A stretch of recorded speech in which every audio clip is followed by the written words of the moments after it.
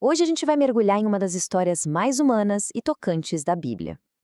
É uma história sobre como encontrar um novo rumo, sabe? Justamente quando tudo parece perdido. Essa é a jornada para Emaús. Pois é exatamente nesse sentimento de desilusão profunda que a nossa história começa. Em uma estrada que sai de Jerusalém, o lugar que antes representava toda a esperança e que agora parecia ser o túmulo de todos os sonhos. Essas palavras, elas são de dois seguidores de Jesus. Dá para sentir o peso, né? Os sonhos deles foram completamente esmagados pela crucificação. E a dor era tanta, mas tanta, que impedia que enxergassem qualquer coisa além daquele fracasso. E aqui a gente encontra esses dois discípulos. Um deles se chamava Cleofas. Eles estão literalmente de costas para a cidade. Para eles, a história tinha tido um fim trágico e ponto final. Toda a esperança tinha sido só uma grande ilusão. Essa caminhada para longe de Jerusalém é mais do que só uma viagem. É um retrato físico do isolamento, daquele recolhimento na tristeza e no desespero total. E enquanto eles caminham cabisbaixos, um estranho se junta a eles. Mas o texto nos diz algo curioso, que os olhos deles estavam impedidos de reconhecê-lo. É como se a tristeza fosse uma venda, sabe? Isso é de uma beleza, ilustra perfeitamente como, nos momentos mais difíceis, a gente pode não reconhecer a ajuda, a esperança, mesmo quando ela está ali, caminhando bem do nosso lado. Mas esse estranho, ele não vem com palavras de consolo vazias, não. Ele começa a tecer uma nova narrativa, a mostrar um outro ângulo que eles nunca tinham parado para pensar. Olha que interessante. Primeiro, e isso é o mais importante, ele ouve.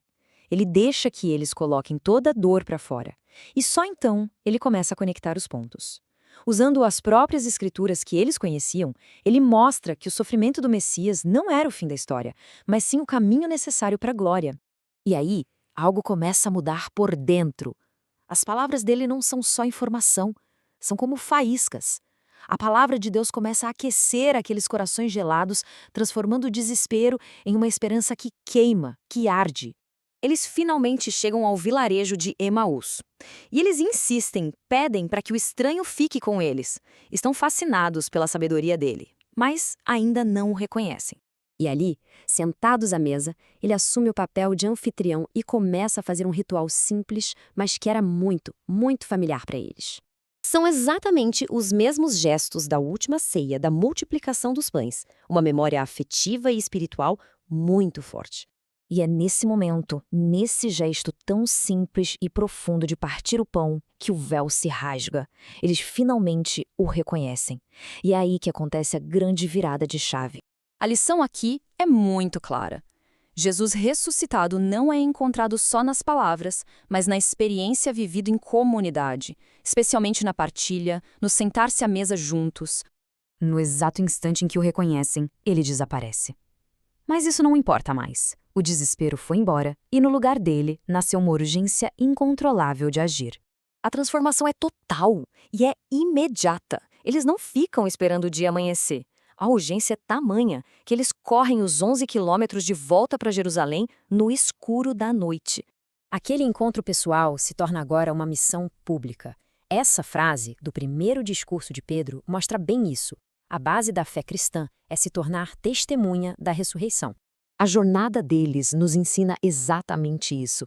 Encontrar a esperança de verdade nos move, nos impulsiona a compartilhá-la com o mundo. A história de Emaús não é só um relato do passado, é um roteiro para as nossas próprias jornadas. Então, o que tudo isso significa para a gente hoje? Bom, como podemos viver essa lição de Emaús? O caminho é o mesmo. Começar ouvindo de verdade alguém, ter a coragem de compartilhar uma palavra de esperança e, claro, transformar uma descoberta pessoal em alegria para a comunidade. A vida daqueles discípulos mudou de direção da água para o vinho em um único dia. Então, a pergunta que fica é: para onde o nosso caminho está nos levando? E será que estamos de coração aberto para encontrar a esperança onde menos esperamos?